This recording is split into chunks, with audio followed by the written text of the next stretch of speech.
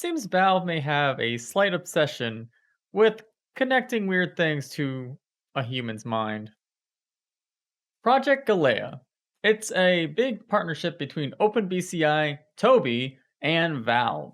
The concept is very simple. Attach a BCI or brain computer interface to a VR headset, a Valve Index. And very recently, we actually got a really good picture of what a Project Galea alpha prototype looks like on a Valve Index 1. This image has started to spark a lot of discussion among the VR community, and despite the fact that I am not nowhere near qualified, I am not a brain neurologist or a brain scientist, I really wanted to do a lot of research and explain all the benefits of this device and what the device will be able to do if it ever hits consumer market. This video will be overwhelming and probably very long. So again, just get comfy, just grab a beer, grab a snack, and let's get right into it.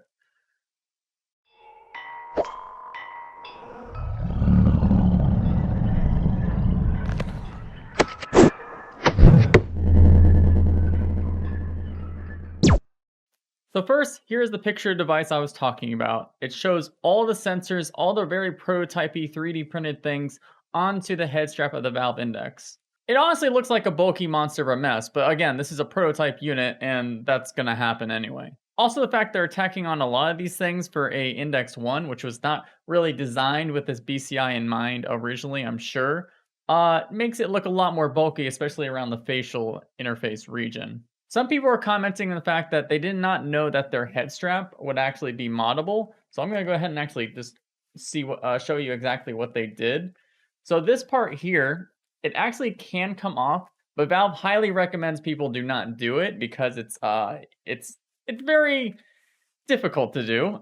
Basically, they just took off this back part here with a dial and slapped on the BCI backend to this little plastic strap that we're all used to. The facial interface also is just a giant facial interface that has a lot of sensors and even eye tracking. So we'll get into that a little bit, but eye tracking is very important for the current iteration of BCIs for this device. It's probably very important to note that Project Galea prototype is non-invasive BCIs, which means no implants, no cutting into your brain or anything. In fact, a lot of it is actually kind of simple technology that we've had since at least the 70s. A lot of medical scanning technology. We will get more into that when I explain each of the exact sensors it has. But again, this is a non-invasive BCI headset. I think the biggest thing that catches most people's attention when they see this headset is they notice these like weird comb things coming off the strap, off the back, and on the top. And they think that looks uncomfortable. I'm not sure if it's uncomfortable or not, but the actual design of the combs, they're actually still electrodes, but they're designed to actually make it more comfortable and kind of rub and massage your scalp as you are playing VR with it. Because otherwise, they would have to use normal electrodes, which is if you've ever been imaged for like a sleep disorder or anything, they attach a bunch of these like little things to your scalp and these little flat discs. And a lot of people say those are very uncomfortable. So this is a way to actually make it more comfortable. But again, they're still actually sending a lot of signals to the computer from your brain. What's pretty cool about the electrodes and like a lot of stuff that you actually see on the device is if you go to OpenBCI's website in their store, you can actually buy a lot of the stuff that's on the Project Galea headset. Some of the stuff is obviously very specialized and redesigned to fit a VR headset design. But yeah, you can even buy those little weird comb things, put them on your wall. I don't know why you'd want to do that, but I mean, you're all weirdos. But anyway, that's the basics of the picture. It's a very exciting picture, but I want to actually get into exactly what sensors are on it.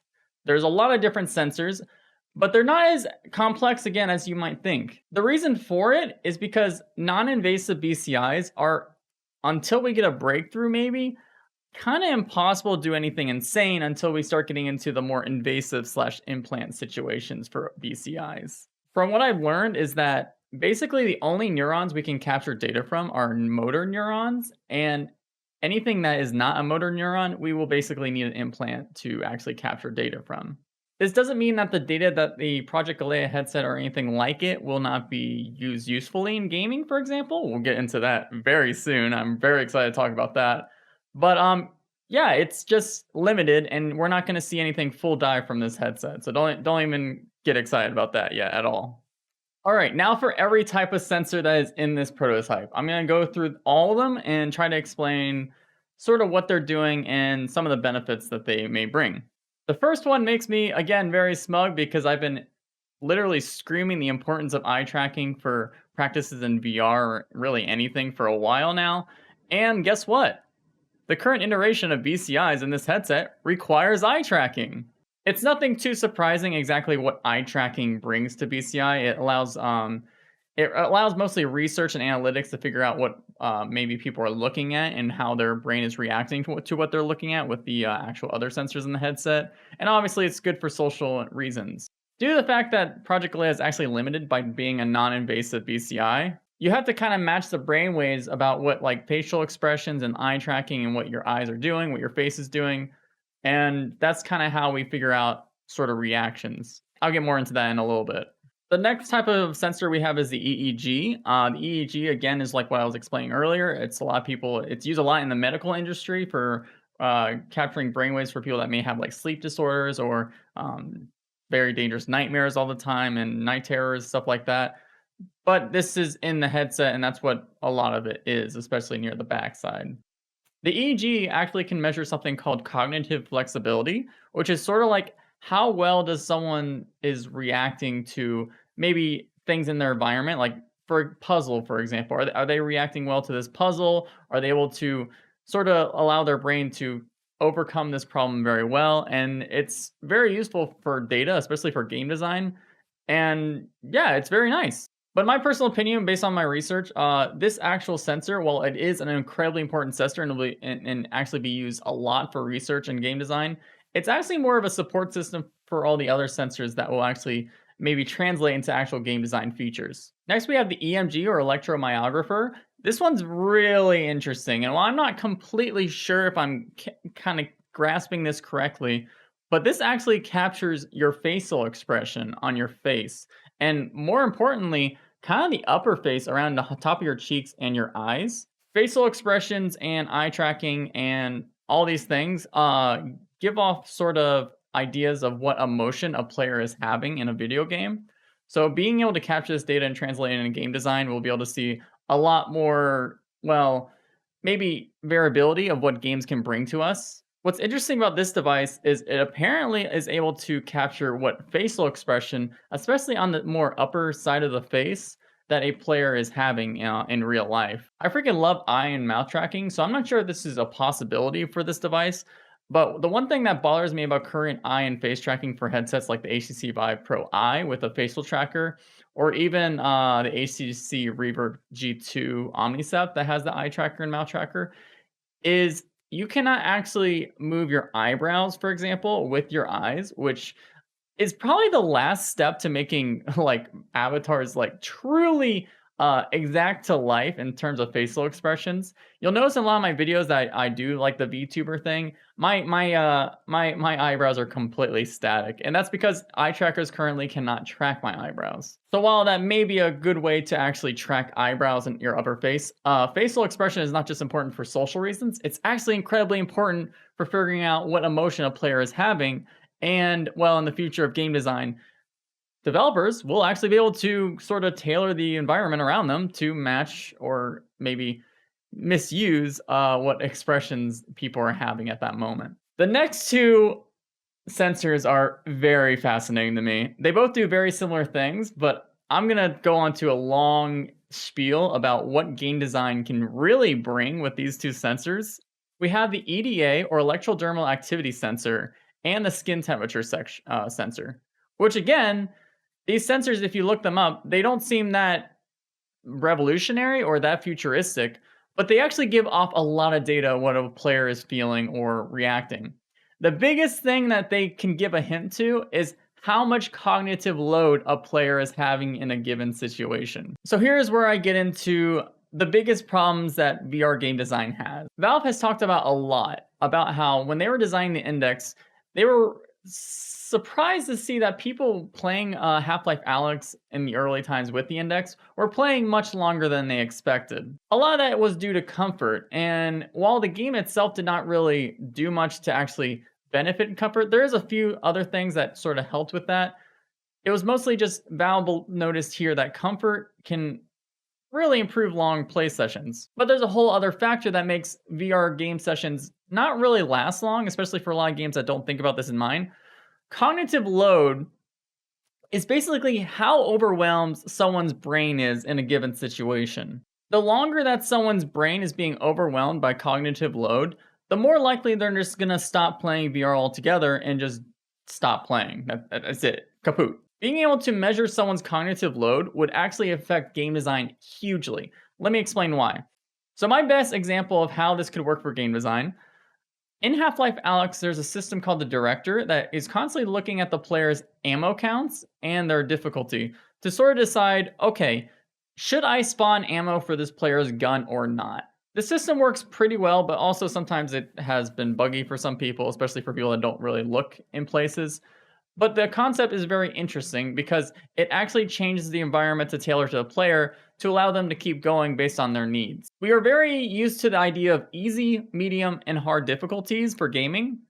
Whatever, instead of having these very static difficulties, we had a very adaptive difficulty based on cognitive load. If a game world was able to change its difficulty or change its features based on how overwhelmed a player's brain was, that would pretty much allow for more interactive game design and allow players to keep going without being overwhelmed or exhausted.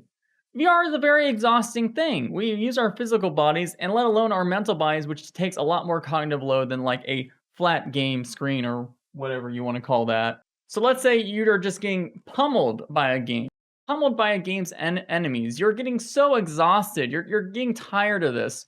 Well, if you had a sensor on your mind, the game will notice that you're getting exhausted. The game will be like, okay, enemies, let's back off a little bit. Let's let the player have a moment of relaxation. Or let's do things such as making the HP bars for these enemies a lot lower and easier to kill. So again, that this player is just not overwhelmed. Being able to sense a player's cognitive load, again, just creates a lot of adaptability for game design in general.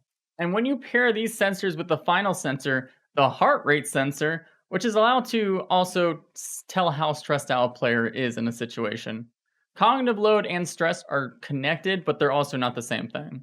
Interesting thing to note about the HP Reverb G2 Omnicept is it actually has a heart rate sensor, eye tracking, and mouth tracking, which is pretty fascinating because the G2 Omnicept kind of already has a lot of the sensors that this Project Galea prototype has. It almost feels like HP and Valve's partnership has kind of gone further in just like kind of taking some ideas from the BCI projects, because maybe HP even realizes that BCIs and VR is the future, and being able to figure out these ideas are very beneficial, and obviously the enterprise market mostly, but all these things will trickle down to the consumer market for gaming as well.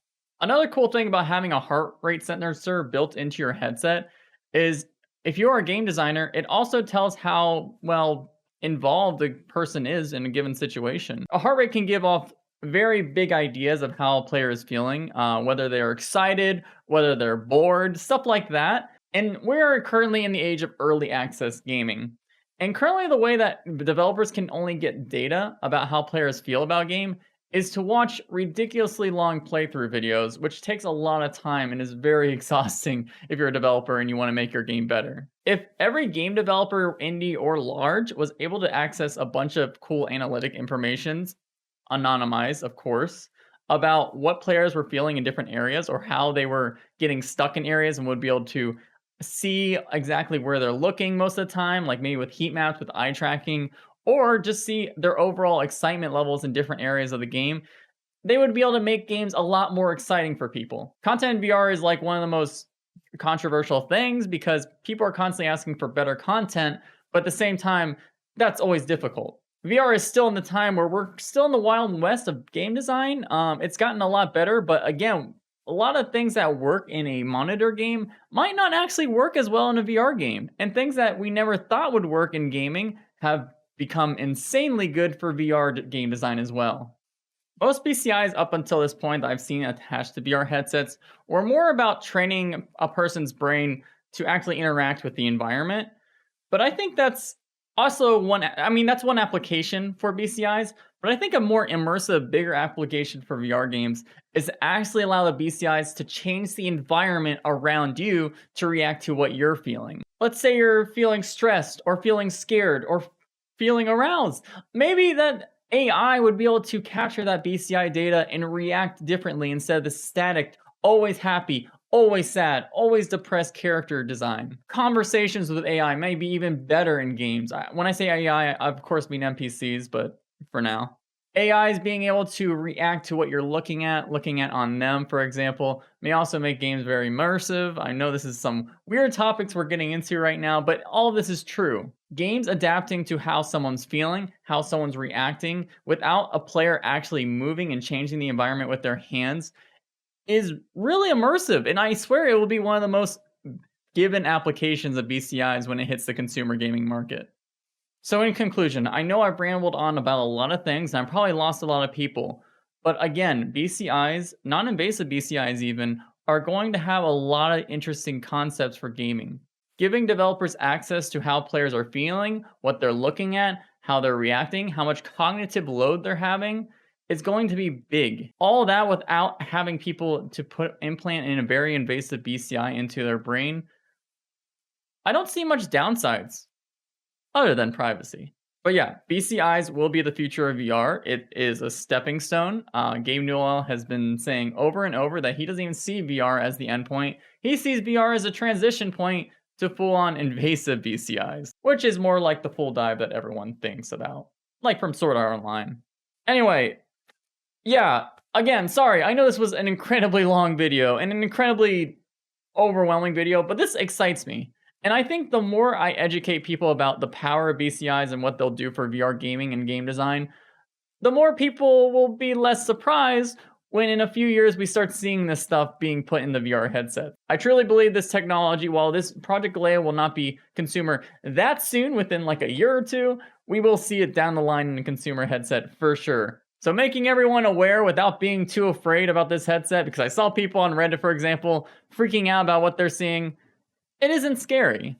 It's not that scary. But what is scary is not liking this video or subscribing and clicking the bell. That is horrifying for me. Please don't do that to me. If I had a heart rate sensor attached to me right now, I bet you it would have spiked when I'm talking about that. It's that scary. Anyway, thanks to you so much for watching. Please have a great day, a great week, and stay safe during this. Well, things are looking up, so just stay safe. Bye!